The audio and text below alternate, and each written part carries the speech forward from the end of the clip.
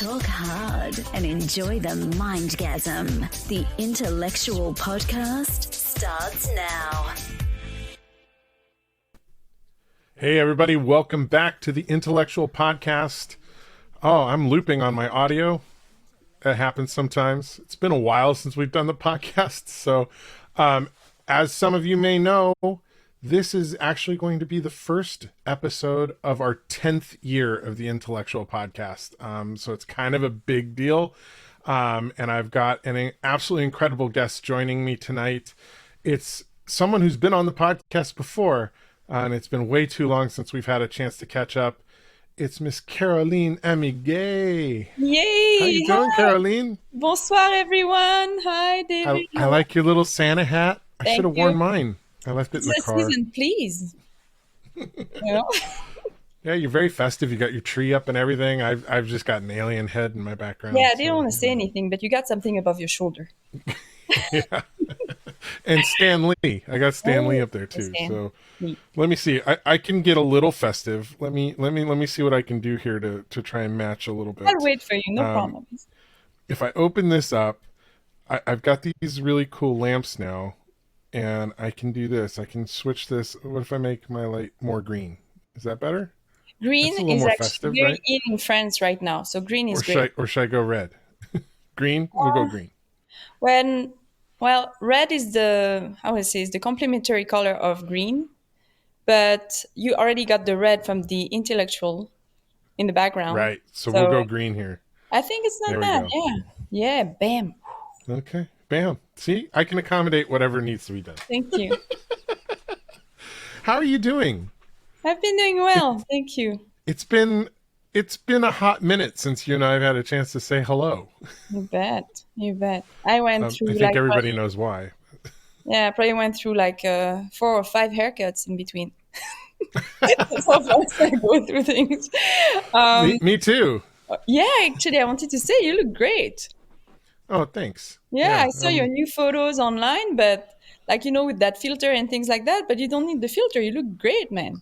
Oh, thank you. I appreciate that. Very sweet. I'm going very gray. I'm a lot more gray than I used to be. Oh. I don't know if it's COVID or just that I'm getting old. Yeah. It's been a stressful couple of years. I'll just go with that. It has a je ne sais quoi. So we have you on because you are doing something that when I saw it online, I just went, oh my gosh, that makes so much sense that she's going to do something like this. You're starring in a one-woman play that you wrote and you're performing. Yes. And it's called Pardon My French? Yeah, absolutely. You got it all. Yeah. I got to ask, how did you get to doing this? Like, what motivated you to do a one-woman play? And then we'll get into kind of the semantics of what that means for you as an actress and a performer. But what started this off? What moved you down this path? Okay, well, first, thank you for having me, David. And I didn't know it was the first episode of a long series, so I'm very thrilled about it. So thank you. You're welcome. Well, what started it?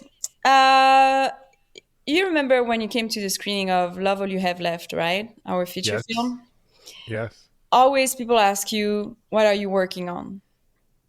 Right. And that's when I announced I'm working on a solo show. I was writing some stories that had happened to me here and there, but I couldn't put it together. So I grabbed it, put it back aside, and then and then it keeps hanging above your head, and you're like, oh my gosh, why did I talk about it? Nobody remembers, but I do. It's always the thing. And what happens is I wanted to do to challenge myself into writing my story, and also next year in January it's going to be 20 years that I'm in the United States. Wow. Yeah. That's a big landmark year. It is. And that's my challenge. Some people run a marathon. I write a solo show. That's what I do. See, it's an acting exercise workout, right? Yeah. And what a workout. Oh my goodness. I keep telling my husband, I'm like, oh my gosh, what did I put myself into? Oh, my dog says hi. There you go. Hello. Yeah, sorry, she went back to where she was before. So sometimes you've got to just push yourself to do things that are different and maybe a little bit uncomfortable, right? Like that's when we discover new things Yeah, about yeah. ourselves, about what we're capable of.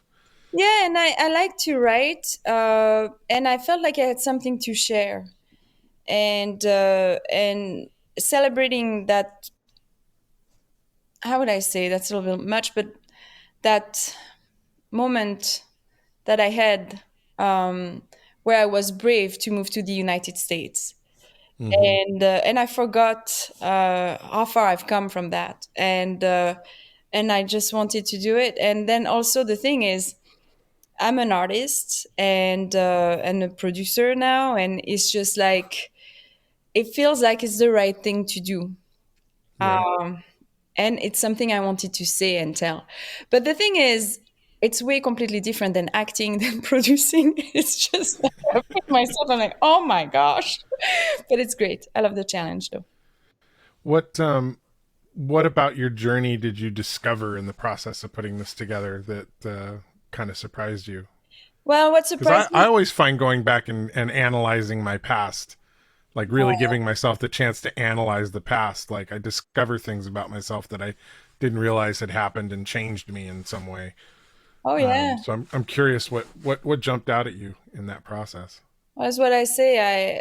For all the people who remained in my life or not, I'm grateful for having met them because I grew from meeting them, and I Mm-hmm. learned something.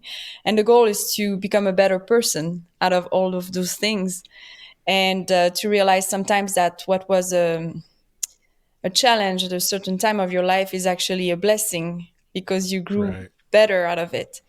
So, what did I learn? I learned that structuring a solo show is not free writing. it's I had to. I had so many stories that I wrote and rewrote. I had about 60 stories. And then I'm like, okay, I have to put a solo show together that has to be an hour max.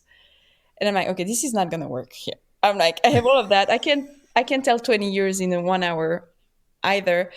And so I was like, okay, I needed to mind map what Mm-hmm. I wanted to say. What were the key elements that made me grow? What made me move forward? What did I learn?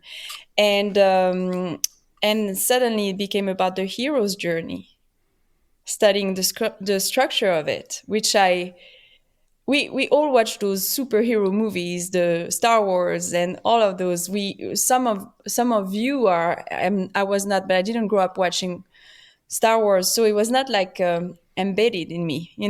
Right. Right. Yeah. So I had to be okay. Here's that. This is the ordinary world. This is the call for adventure. This is the refusal of the call. Oh my gosh, who was my mentor? And then it kept going and going like that, and I was like, and everything made sense. That's awesome. Thank you. We'll see. Well, we all like to say, I mean, a lot of people like to say, that in the end, we all view ourselves as the hero of our own journey, right? Mhm. None of us view ourselves as the villain. Yeah, hopefully. But I think it's beautiful that like you sat down and started looking at your journey over 20 years and you could see that journey, that call to action, the refusal of the call, Oh yeah, all those steps of the hero's journey. It's not just storytelling, it is our lives. it is. We all have that in some way, shape, or form Hmm. throughout the course of our lives. We make choices, we make decisions, we take bold steps forward, or we retreat back. And I think that's really cool that you took the time to sit down and mind map out Oh yeah. what that journey for you has been, and that you discovered your own hero's journey within that analysis. I think that's fantastic. Thank That's you. so cool. Thank you. It's been I think, yeah, hero's journey is the, how to say, is the structure. It's always hard Mm-hmm. to, like you say, like we are the hero or we are the villain, or it's my story. It's how I grew from it again and what I wanted to share. And moving, changing countries like that, and coming here with another culture, becoming American, embracing this culture, Yeah. having so much more than I mean, my time here has brought me so much more than what I could have thought of. And Right. of course, I miss where I'm from, but it's just incredible. I'm grateful. Yeah. I always my mother was an immigrant, Yeah, and yeah. and I remember at one point talking to her, and she was reminiscing about home and how much she missed it, and Oh yeah. that's really who she is and where she's from. And I said to her, I said, you've lived in the States longer than you lived in the Philippines at this point, Mom, right? She stopped and she looked at me. She Yeah. goes, no. I go, yeah, by a good 15 years at this point. And it blew her mind because in her heart, no She matter how was. long she'd been in the States, no matter how Americanized she had become, in her heart, she was always a Filipino, and first and foremost, that was her identity. So yeah, I kind of I understand what you're saying there. Like, Yeah. yeah, you've embraced the culture here. You live here. You're very rooted here now. But I can see you're very also proud of where you come from. Oh, Um, absolutely. that always comes across when I've spoken to you in the past. Thank you. And like you mentioned identity, and there is the fact that you were born on a certain land. I was born in France, in Paris. My family is French and has also Creole origins, and my father is Swiss. So I'm a mix of all of that, and it's me, it's in me. And when I Mm-hmm. moved here, what people hear in my voice is French. So I'm both. I'm French from France, and I'm French Swiss from Switzerland. And yes, I'm both. Right. And now I'm American. And Yeah. what is amazing when I became an American citizen is I realized what it is to be American. And when they said, if you are from this country, stand up, everyone clapped. And the Philippines came up as well. And you had so many people standing. And you realize that being American is being actually like a potpourri of everything. Like it's just like Right. basically like it's so many cultures. What I love about this country is like we are everything. You hear Yeah. accents from everywhere. People have a story. Their parents had a story, and you keep carrying that, and it's amazing. Yeah. Yeah. So like, my mother came from the Philippines. She was 50% Spanish because my Hmm. grandfather was 100% Spaniard Yeah. and 50% Filipino. So I'm also a quarter Spanish. And then my dad is like white European, mixture. He is third generation American, but Hmm. his ancestors came over from England on my grandfather's side and from Germany on my grandmother's side. So we've got a huge mix even Yeah. within my own family. Even though when I identify, it's like half American, half Filipino, but the American side is a mixture of like all these other Exactly. things Yeah. that came here. Yeah. If you're not Native American, if you're not indigenous heritage, you are part of the great melting pot that is America, right? Like, Exactly. and I do think that's one of the things that is unique in this country and gives it the flavor and flair that it has, is that there's so much influence from all around the world. So much. So much. And especially like on the east and west coast, we are so fortunate. It's amazing. And the entire country is gorgeous, so let's be clear. But it's just Yeah, like we are like really like when I moved here and I became American, I was just like I could identify with what I was seeing, yeah, and that that's was beautiful. huge. Yeah, That's yeah. beautiful. So the actual process of taking this to the stage, like, what is that? What has that been like for you? Because it's Okay, all you. it's all me. So it's been like a lot of pressure. Like I can't Yeah, do it. I'm not gonna be able to do it. I'm gonna cancel. No, I can do it. I have to do it. It's been like I'm going like through a change of personalities like crazy every day. It's just like I want too much, and I'm like, okay, but I'm gonna do it. So what happened is like I really had the final draft of my show late October, and I started like I know the stories, they are my stories, I know the order, but somehow there's something different about putting things on paper than being willing to absorb it again and saying it out loud. Right. So yeah, so I had enough time to get familiar with it, but I really pressured myself like about a month ago with like, okay, now something needs to happen. I've had a lot of support I'm taking classes at Mesa College now, and I'm with the theater company, and I can use the black box, and I could shoot my poster there. They are super supportive, and I'm thrilled. I'm just like, it's been exciting. That's fantastic. Thank you. Yeah, no, I have to say, like, it's just, we are in a field that that is so creative, and people collaborate because you can't do anything on your own. And it's amazing when you see all that support and the yes attitude. Is just, it feels so good, so good. Yeah. I actually directed my first little play scene this month in over 20 years. Oh, I did Holidays Fringe at Balboa December Nights. nice. So I directed one of the 6 scenes that was done in the performances there. It's the first bit of directing in theater I've done since college in the like mid 90s. And how was that? It was awesome. Yeah, It theater. was so much fun. I forgot how much I love theater. Like it's so different from film.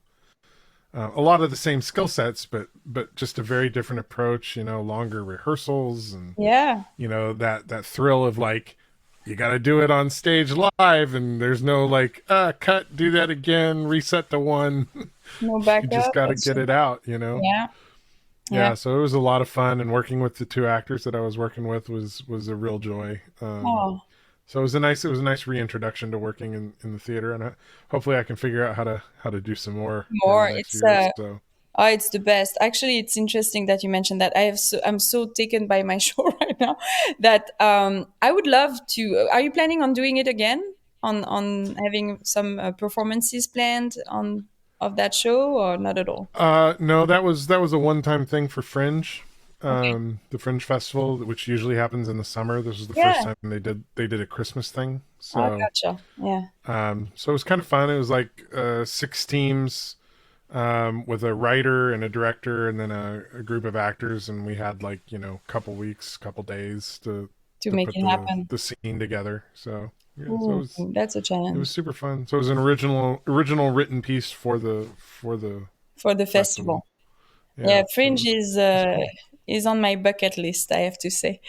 Um, You know, Whitney and I were talking about maybe trying to do something for Fringe this summer. Maybe we should all partner up. yeah, yeah, that'd be I fun. think that could be really fun. I'd love to work with the 2 of you guys on stage. I think that'd be amazing. Oh yeah, and adore you guys. You're great to work with. Whitney apologizes she couldn't be part of the Yeah, where is podcast she? tonight. Yeah. She's on her way to LA. Well.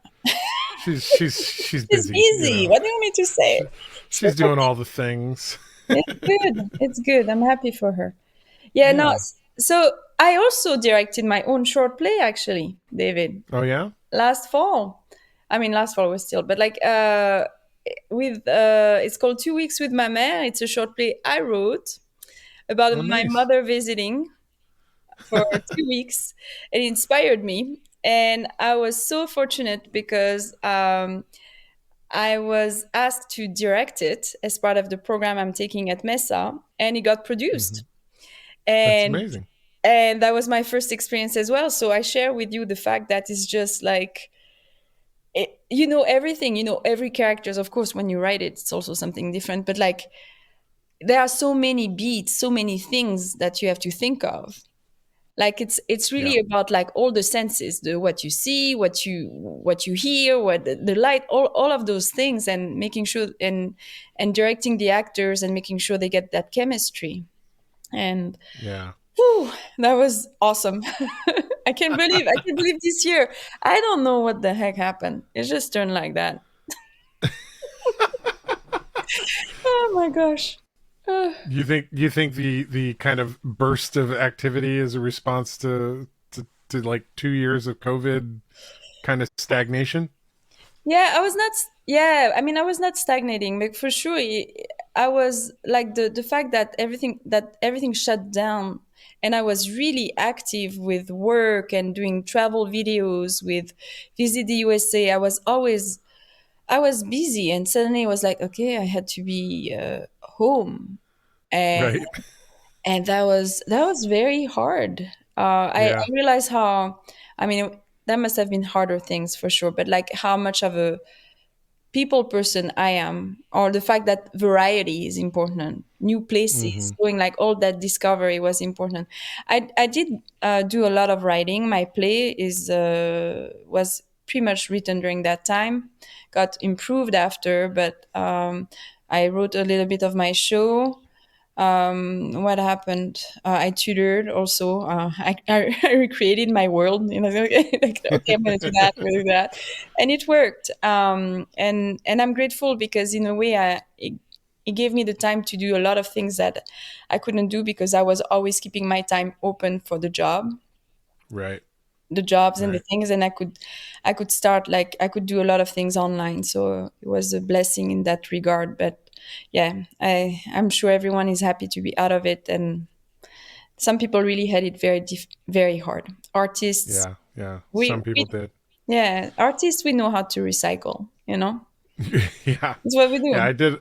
I did a lot of in the very early days. I did a lot of intellectual universities where we screened all of our short films and then kind of talked behind the scenes with all the actors and stuff, and just kind of did like essentially like free classes on making your own short film, right? Oh, Like that's nice. how we kept busy the first like Yeah, 4 or 5 months. And then I discovered a karaoke app that allowed me to sing with people around the world. let's And put I it on. basically spent like a year and a half singing karaoke like nonstop. Wake up in the morning, start singing karaoke with people in Australia, people in New Zealand, and then just as people wake up all around the world, just singing with new people all throughout the day. I love It it. was it was super fun. but Yeah, I I but want to do that. it occupied a lot of my time. I didn't get any writing done. Yeah, but you know I what? had I had talked about doing that, but I didn't end up doing that. I just sang. I sang the whole way through, But you which might would do. have made my mom happy. My mom was a singer, so It was your connection. And then yeah. you might do a musical, a short I film would love musical. to do a musical. That would be about maybe a Let's do a pandemic and turning it into let's a do a karaoke. fringe musical. We Oh can my do that God. next summer. Oh, that'd be cool. So see, never like underestimate what happens the moment it happens uh because it's kind of like daydreaming, or it's like, like kind of like putting things in place, and in one moment it comes and you are like, aha, that was why. Right? Yeah. No? So Yeah. Totally. Yeah, it's fantastic. So your play is this weekend, right? yes, on Sunday at Zephyr Theater on Melrose, and at 2:30 p.m. And tickets Up are in available. up in Los Angeles, yeah? Yes, my tickets are available on my website, carolineamiget.com. And I will put that in the show notes so it's an easy link for people to get to.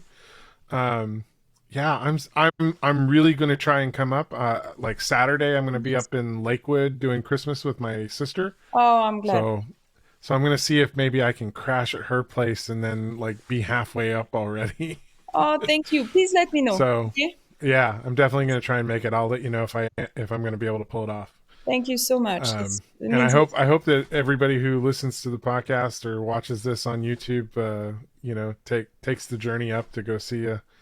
And okay. I know there's a number of people in Los Angeles who listen to the show and watch the show as well. So I hope they all come out. Oh, thank you. San Diegans, I just think it's Los great. I Angeles. think it's great that you're doing this. Thank you. Thank you. I have a lot of people to thank. I found a group of writers through a community in Los Angeles called the Soaring Solo Artists.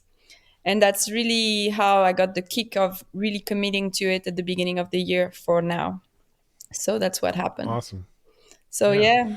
It's good when you find those communities that kind of push you to do the next thing, right?